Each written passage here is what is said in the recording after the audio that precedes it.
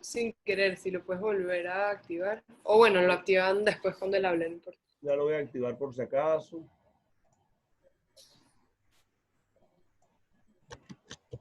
Ok, le voy a dar entonces. Mario no me permite, no sé por qué. Ya. Listo. Activado, Mario. Gracias. Ok. Entonces,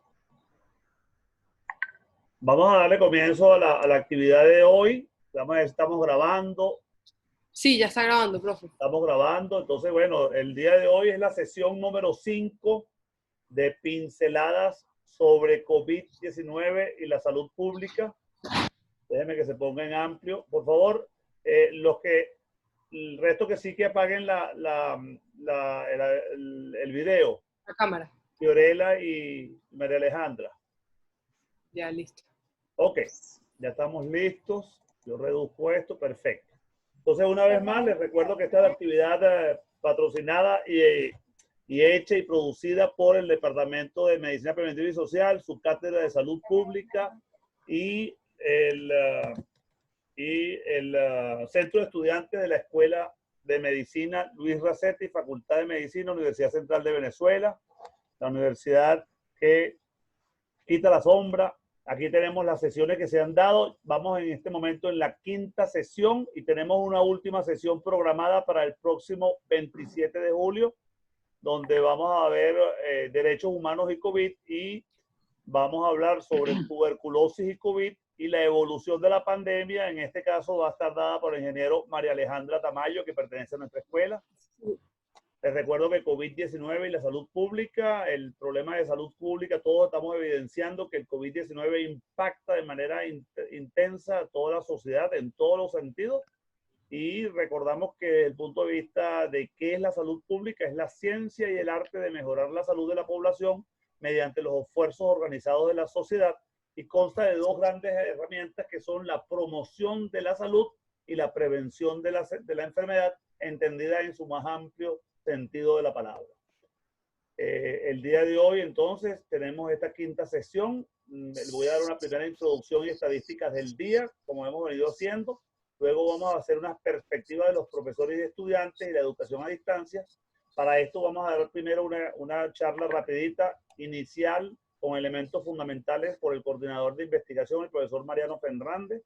Y luego va a hablar la profesora Fiorella Perrone por el lado de los profesores, perspectiva de los profesores, nuestro compañero Mario Mejía, bachiller de la escuela, que nos va a hablar, y consejero de facultad, que nos va a hablar sobre la perspectiva de los estudiantes en la educación a distancia, para tener un cierre por el profesor director de la escuela, Aquiles Salas. Hoy, el día de hoy, Venezuela y el mundo, COVID, como siempre, las fuentes de las estadísticas son el coronavirus, el reporte de situación de la Organización Mundial de la Salud en su número 183, y los boletines diarios que son publicados por el Ministerio del Poder Popular para la Salud en Venezuela. Hoy, en esta situación del reporte 183, vemos que esta frase se convierte en una frase lapidaria. Ningún país puede controlar su epidemia si no sabe dónde está el virus.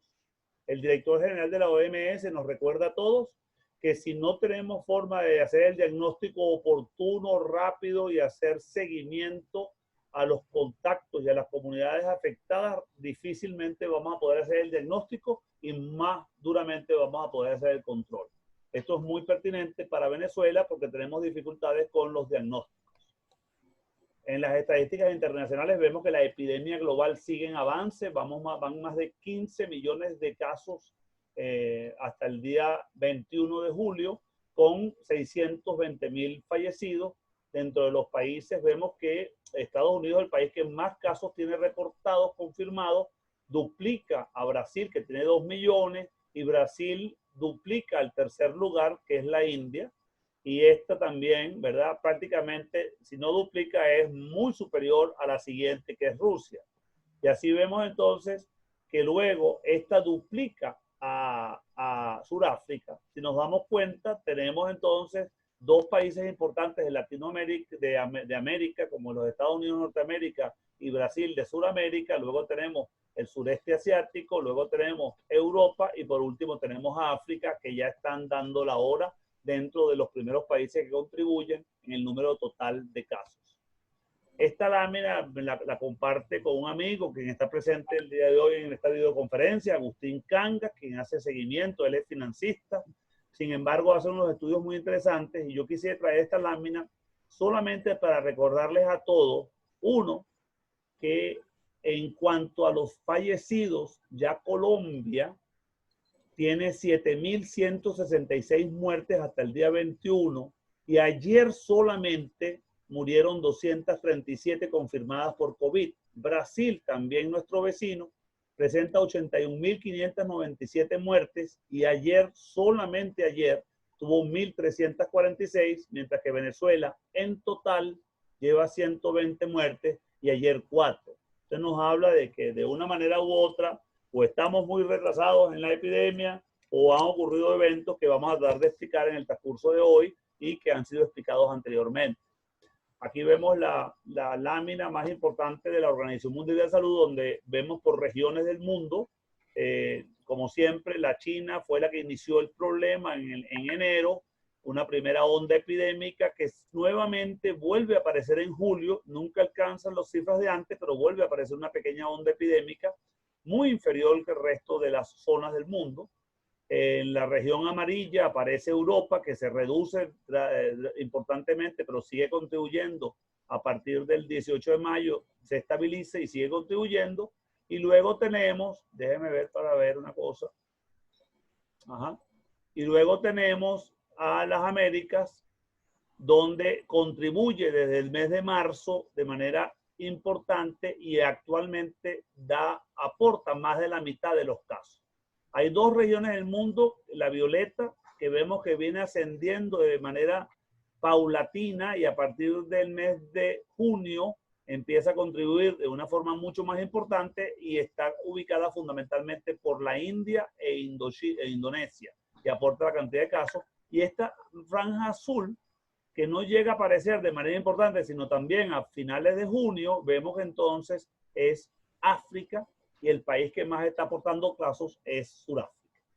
Esta lámina solamente para demostrarle cuáles son las zonas que están en estos momentos contribuyendo con mayor número de casos, y así vemos que están las Américas, el Medio Oriente, Rusia, Sudáfrica y en la India, que contribuye con un número de casos muy importantes, acompañada de Indonesia, Bangladesh y Bután. Vamos a lo regional, a lo local. Tenemos que Venezuela ya aporta 12.774 casos, de los cuales casi la mitad, un poco más de la mitad, 55% están recuperados. Esto implica que tenemos entonces alrededor de 5.600 personas que están ahorita todavía en hospitales, CDI o centros de alojamiento y están abarrotados de gente. Por eso que están haciendo nuevos centros para poder alojar a los nuevos casos confirmados. Y esto lo veremos en los próximos días si la epidemia no logramos bloquearla. Los fallecidos ya alcanzan los 120 muertos. Los casos acumulados vemos como que desde el mes de julio empiezan a aumentar de una manera ascendiendo de manera vertiginosa, muy importante. Y en los últimos días ya hay más de 400 casos en promedio. En cuanto a las muertes, igualmente vemos que las muertes han aumentado de manera importante en los últimos días, especialmente en las últimas 2 semanas, y están ocurriendo de 3 a 4 muertes diarias en los últimos 7 días promedio. En cuanto a la distribución según el sexo, igual que el resto del mundo, tenemos un porcentaje mayor en varones que en mujeres. Se sabe que hay un componente genético y un componente fisiológico que explica esta razón, y más allá del estilo de vida y el estilo social de los varones frente a las hembras. Y en cuanto a la edad, en Venezuela el comportamiento de las pruebas confirmadas se observa que es mayoritariamente en la gente entre 20 y 59 años, es la inmensa mayoría, con prácticamente un 82% del total de los casos, y el resto se encuentra distribuido en los adultos mayores de 60 o en los menores de 19 años. Regiones calientes en Venezuela están en las zonas más oscuras. Vemos claramente como el Zulia se encuentra muy afectado, representando el occidente del país. Es el estado donde la crisis asistencial ha sido más dramática, también acompañado del Táchira y de Apure. El Táchira ha podido resolver mejor, ha tenido mejor capacidad para darle asistencia a sus enfermos. Apure no tengo mayor información. En el estado Bolívar, estado sur del país, sí hay problemas importantes y en la asistencia, y hay una crisis asistencial importante más allá de las dificultades típicas de los migrantes y de las poblaciones indígenas que ya se han presentado brotes, especialmente en la población Pemón, que se encuentra en esta zona de la Gran Sabana. Luego tenemos en el este del país, en el oriente, el estado Sucre, que está gravemente golpeado. Recordemos que es uno de los estados más pobres del país. Y por esto, luego tenemos entonces en la región capital, el área metropolitana de Caracas, que se encuentra aportando casos tanto Miranda como el Distrito Capital y el estado La Guaira. Cuando vemos la lámina rápidamente de lo que ha ocurrido durante los últimos 5 meses de epidemia, nos damos cuenta que los 2 primeros meses estuvo bastante estancada la epidemia, porque probablemente no solamente fue temprano las medidas de cuarentena, sino que además tuvimos una falla en las gasolinas, en el combustible muy importante. A partir del 15 de mayo se abrieron y lamentablemente vemos cómo comienza e inicia a comenzar claramente el aumento paulatino de los casos, que en el mes de julio se hace mucho más pronunciado y sostenido, y tememos que alcancen las cifras críticas que vayan a colmar el estado, la capacidad que tiene el sistema de salud de poder atender a los pacientes. Voy a pasar rápidamente algunas láminas. Esta lámina es la lámina del estado Zulia, el estado que más afectado ha estado y el que ha tenido menos capacidad de poder atender a sus pacientes, y vemos cómo esa curva ha sido realmente muy empinada, muy dramática, y representaba hasta el 18 de julio el 22,4% del total de los casos. Aquí tenemos la Gran Caracas representada en la línea anaranjada, y vemos también cómo de forma dramática hasta el 21 de julio viene aumentando, y especialmente desde el mes de julio viene un ascenso muy, muy importante. Y aquí tenemos entonces también el estado Sucre, que es otro estado que también ha estado bien afectado. Es un estado muy pobre, merece nuestra atención, al igual que el estado Bolívar, que también ha sido dramáticamente afectado. Cuando vemos lo que la señora Delcido Rodríguez nos explica el día de ayer con las cifras de pacientes positivos, ya nos están hablando en las últimas semanas de que la transmisión comunitaria representa definitivamente la inmensa mayoría de los casos que están sumándose. Es decir, que ya la presión de la frontera continúa, pero el número de casos comunitarios viene sobrepasando los límites y se está volviendo, entre comillas, con poco control por parte del Estado. Dentro de esas informaciones que nos brindó el día de ayer, vemos que aparecen los estados donde se ocurrieron los eventos, y sobre todo nos explica lo siguiente, que de los 5.671 pacientes activos, la mayoría, ¿verdad? 4.666 habían ingresado en hospitales. Fíjense esto que es bien complicado, ¿no? Y luego 911 en centros de diagnóstico integral, 94 en clínicas privadas, lo que equivale a un 98,3% de los pacientes han ingresado en el sistema público de atención y 1,6% en el sistema privado. Aparecen los fallecidos. Es notorio que en Venezuela, aunque no tenemos la serie de fallecidos identificados desde el punto de vista epidemiológico, lo que hemos logrado obtener a través de los comunicados que hace la asesoría de la presidencia en cuanto al COVID, vemos que un porcentaje importante de ellos tienen menos de 60 años, y sería interesante saber qué es lo que está ocurriendo, porque pareciera que en los números de fallecidos en nuestro país hay un mayor número en menores de edad que podrían estar asociados a comorbilidad. Esta es otra información que es importante conocer. El presidente de la República informó que la mayoría de los pacientes activos estaban asintomáticos, que un pequeño porcentaje ya estaba presentando 21 de insuficiencia respiratoria aguda moderada que puede requerir atención hospitalaria de cuidados intermedios o cuidados intensivos, y 19 pacientes que estaban ya definitivamente en unidades de cuidados intensivos y tenían ventiladores para su asistencia. Vemos entonces cómo los hospitales ya se están llenando de pacientes y empiezan a colmar las pocas camas con que contamos. En cuanto a las pruebas, tuvimos la buena noticia de que el día de ayer el laboratorio del IBIC va a ser incorporado como procesador de las pruebas del PCR, y esto nos va a ayudar a poder tener un mejor sistema de detectar tempranamente, o por lo menos de una forma un poco más oportuna, los casos. Sabemos que en Venezuela se siguen utilizando las pruebas rápidas de anticuerpos y que estas tienen un valor bastante limitado para hacer el diagnóstico, y que inclusive han sido retiradas en muchos países porque no cumplen la misión para la cual se están usando. Entonces, como conclusiones, podemos hablar que el COVID-19 se enfrenta en ondas epidémicas regionales y de crecimiento sostenido. La epidemia crece en estos momentos más en la región de las Américas, en el Medio Oriente, en el sudeste asiático, especialmente en la India e Indonesia, y en África, contribuyendo Sudáfrica. Venezuela está en fase de crecimiento rápido en Táchira, luego en Zulia, Apure, Sucre y Bolívar, con una crisis asistencial y una menor carga de los casos importados y de migrantes a escala nacional. Los casos comunitarios aumentan en el área metropolitana de manera importante.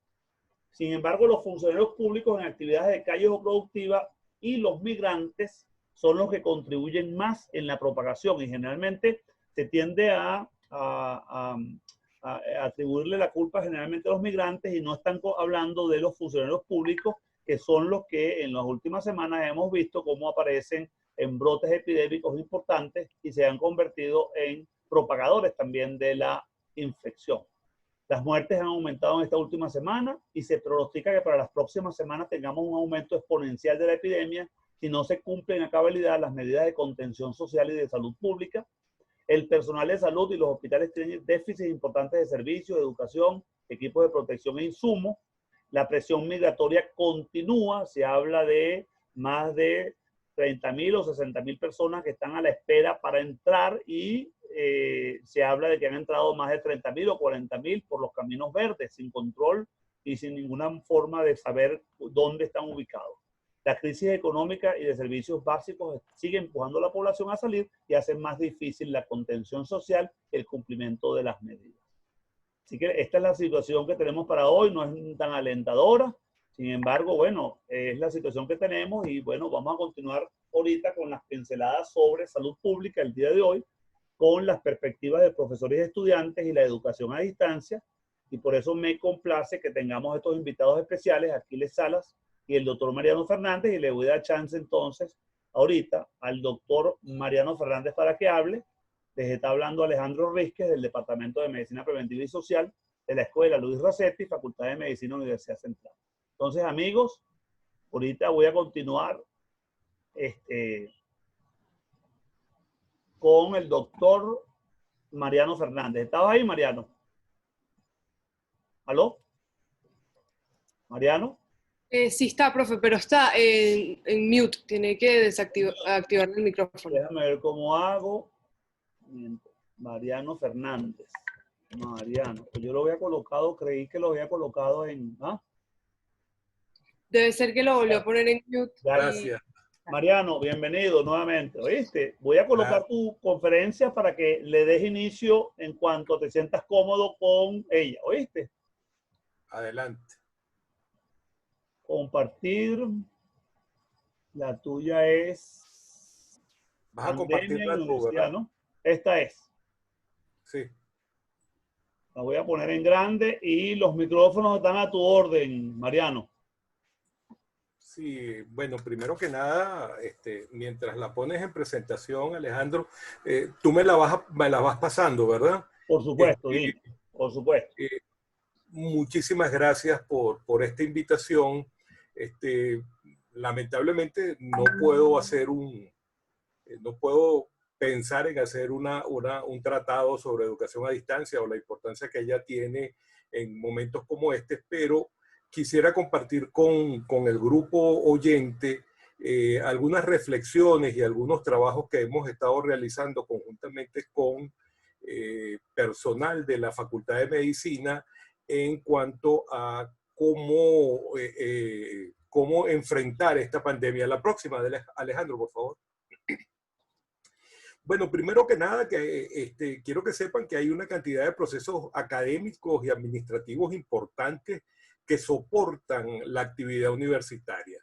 Esto es muy importante dado que si no existen esos procesos administrativos que tienen que darse también en las mismas condiciones y con los mismos problemas que tiene en este momento el proceso académico, es decir, el dar clase simplemente, no se va a poder continuar con los procesos académicos. Entonces, asumiendo que, como lo sabemos, que hay un grupo de personas estudiando y trabajando cómo planificar la llegada de los procesos académicos, nosotros hablamos de que, primero que nada, tiene que haber una institucionalización de la virtualización o una digitalización de la educación. O sea, para que haya virtualización, educación a distancia o digitalización de la educación, tiene que haber un apoyo institucional desde arriba, es decir, desde nuestras autoridades, desde nuestras diferentes autoridades, tienen que estar de acuerdo y deben querer entonces un proceso de digitalización.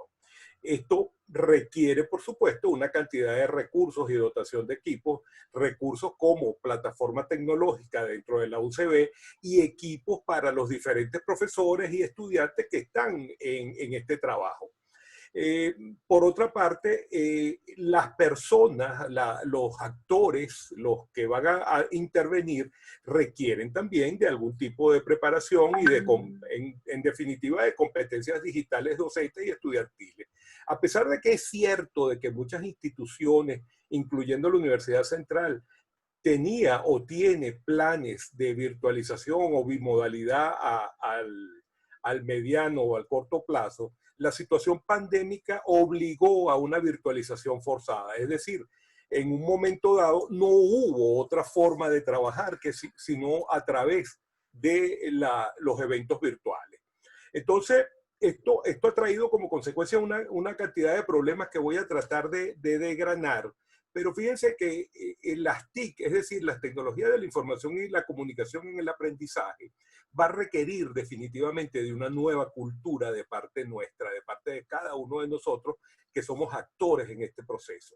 Esto es que hay que adaptar los procesos instruccionales y curriculares de cada una de nuestras asignaturas y programas, que estamos enfrentando a la sumización de las clases magistrales, el Zoom, que es este sistema tan benévolo que nos permite este intercambio tan interesante de ideas, bueno, se ha convertido en la opción predilecta o en la opción directa de las clases magistrales.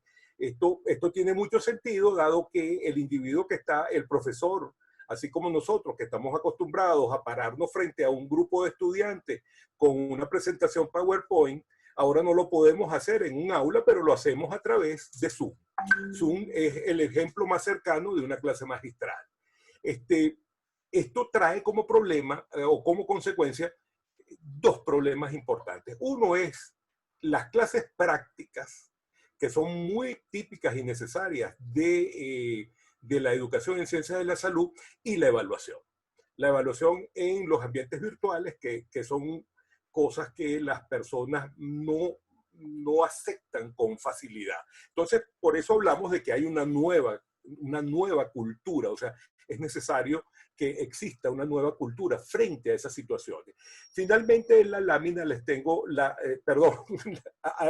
última, la reducción de la brecha digital, dado que si hay algo que ha hecho la pandemia es abrir las brechas, abrir los umbrales de separación entre las personas que tienen el smartphone bonito contra el smartphone feo, el que tiene conexión contra el que no tiene conexión, el que sabe manejar medios como Zoom, medios síncronos, y el que no lo sabe manejar. Es decir, las brechas digitales, el ser hombre o mujer, todo eso ha incrementado ese umbral de las brechas, todo debido a la anuencia del COVID-19, de esta pandemia. El próximo, Alejandro, por favor. ¿Cuál ha sido la reacción de los estudiantes y también de los profesores frente a la pandemia? Bueno, las quejas en los primeros momentos estuvieron relacionados con dificultades técnicas. Esto era, mira, vale, tengo lentitud o no tengo conexión Wi-Fi, no tengo datos, pero no tengo cómo conectarme, no tengo computadora o mi móvil está malo, o que mi plataforma no funciona adecuadamente a la hora que tú te estás conectando. Fíjense que eso fue lo que predominó en los primeros momentos de la pandemia. En este momento las reacciones son distintas y es bien interesante que tomen en cuenta que la gente está acusando el golpe del aumento de la carga cognitiva. Los estudiantes y los profesores también, insisto, sienten el aumento de la carga de trabajo dado que les es difícil gestionar el tiempo, porque antes simplemente el tiempo de trabajo con los estudiantes era el tiempo que pasaban en la universidad. En este momento no, en este momento es 24/7 y además está WhatsApp, porque te pueden preguntar en WhatsApp y tú requieres entonces una manera de gestionar el tiempo y las tareas. Esto incluyendo lo que tiene esas consecuencias del aislamiento social y académico y la falta de motivación. Adelante, Alejandro, por favor. ¿Cómo enfrentamos esta situación?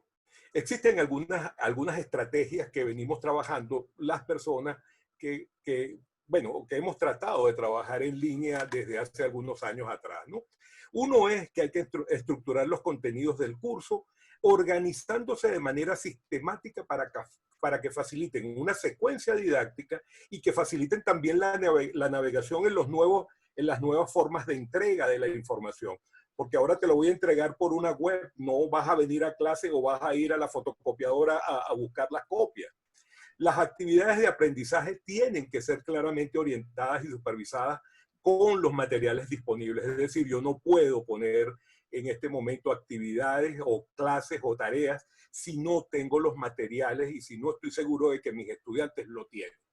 Por otra parte, es mandatorio auxiliar a los estudiantes y a todos los participantes en general a alcanzar un modo de planificar su tiempo para que los resultados del aprendizaje sean los deseados.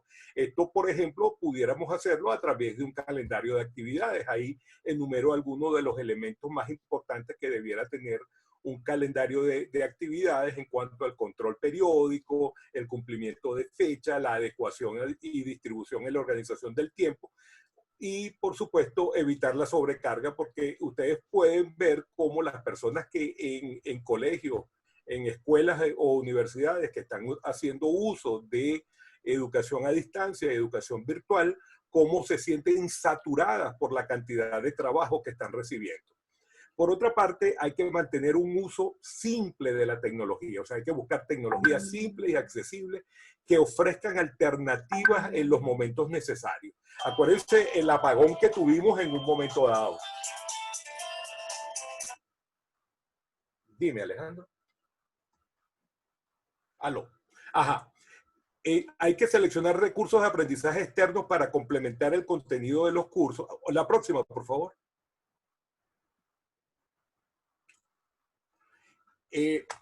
Crear un lugar central donde las personas puedan encontrar un sitio de apoyo en todo momento es muy importante. El campus virtual UCB es muy típico y WhatsApp se ha convertido ahorita en el rey. Igual definimos algún grupo de actividades importantes que debieran ser tomadas en cuenta por los profesores para el trabajo en línea, ¿no? Una de las cosas más importantes es fomentar las comunidades de aprendizaje en línea, o sea, fomentar grupos, por ejemplo, grupos de WhatsApp de discusión y, por supuesto, indagar mediante encuesta qué es lo que sienten los profesores y los estudiantes y cómo podemos enfrentarlo. La siguiente, Alejandro, por favor. En educación en salud, señores, para los médicos, los bioanalistas, los enfermeros, los nutricionistas, el trabajo presencial en los centros de salud es muy importante. Es muy difícil separarnos de las prácticas. Eso lo sabemos, pero hay que buscar maneras creativas e innovadoras donde se puedan dar por separado la parte teórica y por otro lado la parte... Ya va, Alejandro, ya sé que estás ahí. En la próxima, por favor.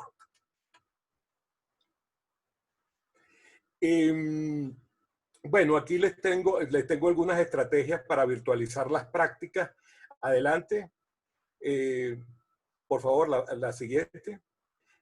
Otro de los elementos muy recurrentes que nos preguntan a cada rato, uno son las prácticas y otro son las evaluaciones.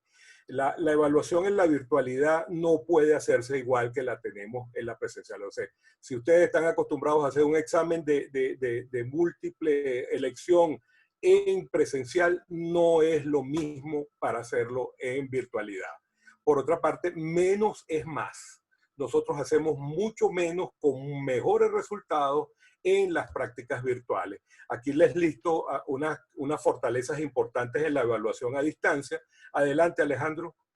Disculpen que me apresure, pero que Alejandro me dio 3 minutos. Él habla 50, pero yo tengo que hablar 3. Algunas consideraciones importantes sobre la evaluación. Como les decía, la evaluación no es tan simple a distancia. Hay muchos métodos y modelos y en muchos de los casos los profesores y los estudiantes tienen primero que aprender. Es decir, hay una curva de aprendizaje para inclusive hacer algunas de las evaluaciones. Pero se pueden evitar cosas muy... se pueden obtener resultados muy interesantes, incluyendo mejores estrategias para la evaluación continua. Adelante, Alejandro. Definitivamente, señores, la educación del siglo XXI va a pasos agigantados debido a la aparición tan grande que significa el COVID-19. Esta nueva forma de educación tiene que ser definitivamente mixta, a distancia, virtual y en línea. No hay otra manera porque no hay forma de que la situación pandémica y pospandémica lo permita. Gracias, Alejandro. Muy amable. Buenas. Buenas a todos. ¿Me escucha, Mariano? Claro, me cortaste. Ok. Mira, Mariano, gracias, súper. Disculpa el abuso del apresuramiento, pero es que nos queda ahorita menos de un minuto para volver a reintegrarnos entonces para darle paso a perspectivas de los profesores, Fiorella Perrone, y luego perspectiva de los estudiantes de educación a distancia, Mario Mejía, y el cierre con nuestro profesor Aquiles Sala.